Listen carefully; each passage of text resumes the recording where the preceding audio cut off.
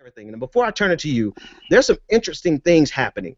Bernie Sanders is closing the gap even more. It's 51% for Hillary Clinton, 49% for Bernie Sanders. So because it is a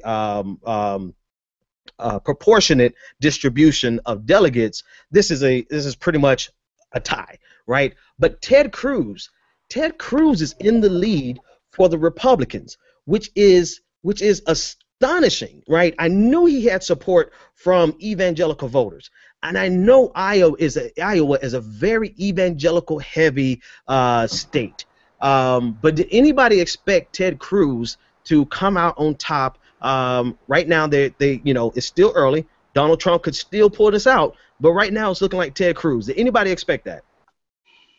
Can I jump in real quick? I have two hands up. All right, you go first, David, and then I'll pass it to JP. I actually just saw an article before we started streaming at 8. I think it was from The Guardian. I have to try to find it and maybe tag you on Twitter with it. But Ted Cruz actually invested heavily in social media and voter target, not social media, I'm sorry, but specifically voter targeting. He significantly outspent Trump in that regard, and I think that's what we're seeing there. He spent, I think it was either $2 or $3 million on voter targeting and certain software. I think there was a hedge fund manager that actually also backed him up on it, and I think that's what you're seeing there. This is actually JP. What do you think? Okay. Oh, Solomon's in the room. Solomon's in the house. Let me get JP real quick, and then Solomon. Nope, I defer to Solomon. Solomon, you're in the house, man. Okay, I was about to say I have some inside intel from I don't know if I can say where, but Ben knows where I would get this intel from precinct captains for Bernie, and they're talking about Ames, Sioux City, a couple other ones. They essentially failed on their mission to get college students to spread out, and it's causing a kind of weird effect they didn't see coming, and they're not sure whether it's going to help or hurt. College students didn't spread out. In fact, they're clumping so hard that they're over-clumping to the point where in these different counties and towns, there are so many in certain precincts that they are eliminating not just O'Malley's viability, but Hillary's viability. She's not getting 15% in a lot of these precincts, which means she won't get any delegates in any of those areas. So they failed on the mission to get them to spread out. The college students just all left class in the evening, went to the nearest one to their campus, and are pushing these so far. That's why the late ones that are coming in are all pushing Bernie back up. They're so huge that when they did the second recount, the Hillary supporters were fighting just to get viability back, and they're not getting it in a lot of them. Solomon, can I ask you something? Yep. Actually, let me ask this really quick because this came, and then David, I'll throw it to you. Hillary's, I have this. They didn't say which precinct, which sucks, but this is coming from Will Leach on Twitter. He said Hillary's people just gave 22 people to O'Malley to give a delegate, and so out of a particular precinct, O'Malley has a single delegate, and the final total for that precinct, which is small but still out of 44, there's about 6. So there's Bernie Sanders gets 3, Hillary Clinton gets 2, Martin O'Malley is 1. What would be the strategy there? Why would Hillary Clinton give away a delegate essentially when she could have tied even with Bernie Sanders in this particular precinct? Because the data we've all seen has shown that those O'Malley supporters would go to Bernie. And so they'd give that one delegate to Bernie instead of her. So they're not gaining or losing a delegate, but they're forcing Bernie to lose a delegate that would have come from O'Malley's vote. That's essentially, if you see O'Malley above 0%, all of that would have gone to Bernie essentially. And so that's the tactic they're using, and it's a tactic within the rules. It's what Obama did. He inflated John Edwards' numbers so that Hillary came in 3rd, and that kind of just ouch in the media is basically burned her campaign. And so that's what they're going to try and do here. I don't think it's going to work out of the very rural precincts what we're seeing right now, but it's getting O'Malley something. So I guess what's confusing to me here then would be like she would rather risk having a 3-2-1 split instead of a 4-4-3 split. And I said 3-2-1-4-3, a 4.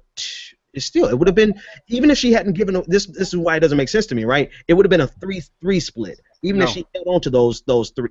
Because Martin O'Malley didn't have any. Martin O'Malley had none.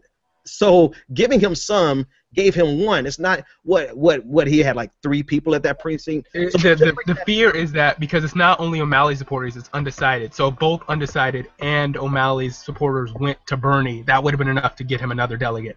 And so by pumping O'Malley's numbers, then maybe some of the undecided might go to O'Malley because he's still viable, and it changes the aspect of a lot of these caucus rooms. I'd have to look at this one, and I mean, I understand that strategy that you're going over. I saw Obama do it in 2008, and it was really, I guess it's brilliant if it's on the side of somebody you like, and it's nefarious if it's on the side of somebody you don't. But I'm just curious about this one where it was a 3-3 split, and she opted to go with a 3-2-1 with Martin O'Malley. And we've seen 2 precincts, by the way, have to go to coin toss because they're tied so far that we've seen.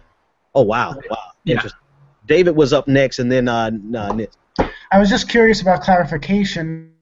Solomon was saying that they were asking the students to spread out. Is this just the chairs of the caucuses and the party No. Bernie's itself? campaign was trying to get supporters to not all clump in 1 or 2 precincts near their colleges and to go back home and go to the precincts by their houses so they'd spread out and they wouldn't lose the rural precincts too much.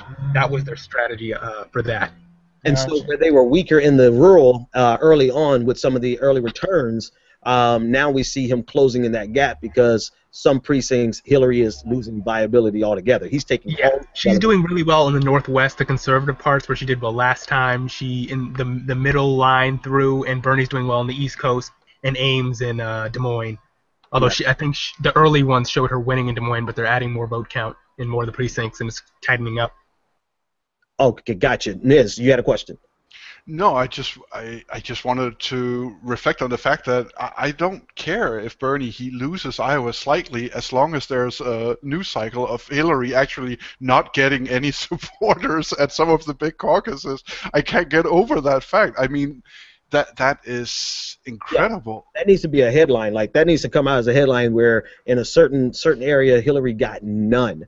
Right. That is something. Rather amazing, to be honest with you. I want to read these results. Ted Cruz has a 3506 actual caucus goers difference between he and Donald Trump. Ted Cruz is at 29,617. Donald Trump is at 26,11. We were talking about did anybody else see this coming? And JP, we went to Solomon before we discussed that. What were your thoughts about this coming? You saw this coming.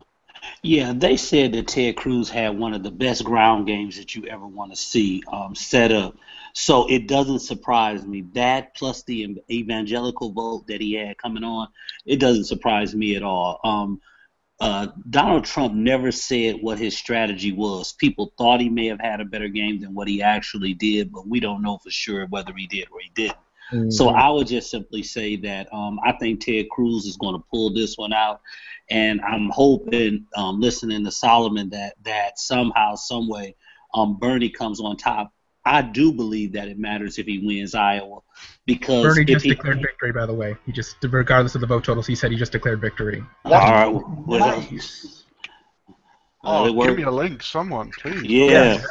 Where you see that? I just saw it on the headline on CNN that they got word from the campaign war room that they're declaring victory. Not necessarily that they see the majority of the vote, but regardless, because it's so close with 69% in, they're just declaring victory. Yeah, you can't. Like I said, now listen. It depends on who's out, right? I wish I had the charts that, one day we'll have the full charts where I can see which precincts are out and what the demographic makeup of that precinct is, so that we can project right here. Like there's still 40%. That's Republican. So there's 30% left of the Democratic precincts. And we know if that 30% is in a major urban area or if it's in a college town, we know a large percentage of that is going to go to Bernie Sanders. So it very well could be that they have that data in front of them and they're projecting out that they're going to win a complete victory. But then even still, I'm with you guys. A 50-50 split at this point is a smash in the face of the Hillary Clinton campaign.